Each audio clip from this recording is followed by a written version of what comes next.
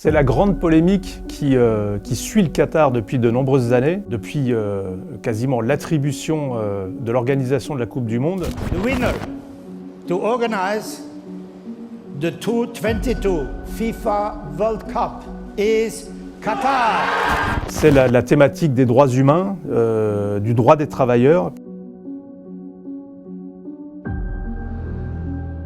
Il faut savoir qu'au Qatar, vous avez un peu moins de 90% de la population qui est d'origine étrangère. Il y a de nombreuses personnes qui viennent du continent asiatique, d'Asie du Sud-Est, du continent africain, pour travailler au Qatar. Concernant les conditions de vie de ces ouvriers, il existe d'énormes contrastes. Par exemple, entre la zone industrielle de Doha, vous avez encore des routes non goudronnées, des appartements insalubres, des travailleurs qui vivent dans des conditions déplorables. Et d'un autre côté, le Qatar, évidemment alerté sur ces sujets, a donc engagé différentes réformes, mais a aussi construit une sorte de cité modèle qui s'appelle Labour City, qui peut accueillir à peu près 70 000 travailleurs. Les responsables gouvernementaux qatariens ont voulu qu'elle respecte les nouvelles normes en termes de mètres carrés par résident, en termes de propreté, en termes d'équipement, d'infrastructures pour les gens qui vivent à l'intérieur de cet espace qui, rappelons-le tout de même, est un espace sécurisé. Ce n'est pas un espace ouvert, c'est un espace où il faut montrer patte blanche à la fois pour entrer et à la fois pour sortir.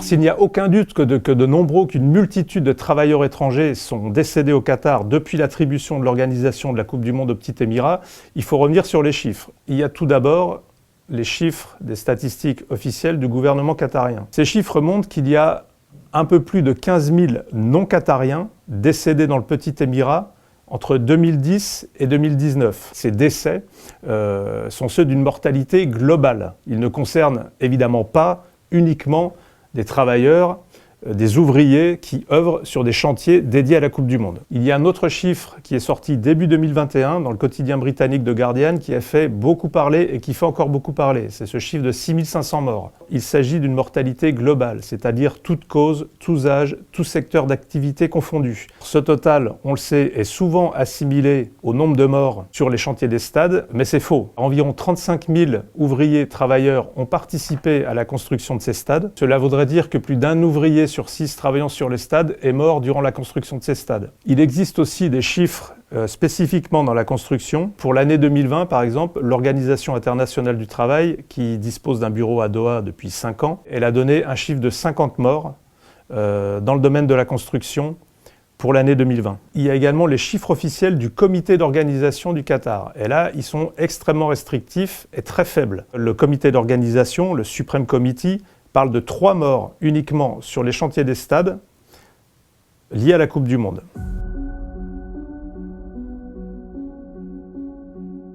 Entre les chiffres globaux des 15 000 non-qatariens décédés en à peu près une décennie dans l'Émirat, à ces 3 morts uniquement donnés par le comité d'organisation décédés à cause d'accidents du travail sur le chantier des stades, il y a aussi des zones grises. Ces zones grises, elles concernent en particulier les maladies cardiovasculaires, les arrêts cardiaques et les morts non répertoriées. Il faut voir les causes sous-jacentes à ces décès. Et c'est là où il sera très difficile de donner un comptage, puisque vous avez des personnes, très majoritairement des hommes, décédés, on va dire, dans la force de l'âge, entre 20 et 49 ans, c'est à peu près la moitié des décès répertoriés. Et parmi tous ces décès, il y a forcément des hommes, des travailleurs qui ont travaillé dans des conditions difficiles, sous la chaleur. Il faut savoir qu'au Qatar, vous pouvez travailler de très longues périodes sans avoir de jours de congé, de jours de repos. Tout cela a été documenté. Vous pouvez avoir des décès prématurés qui peuvent être liés à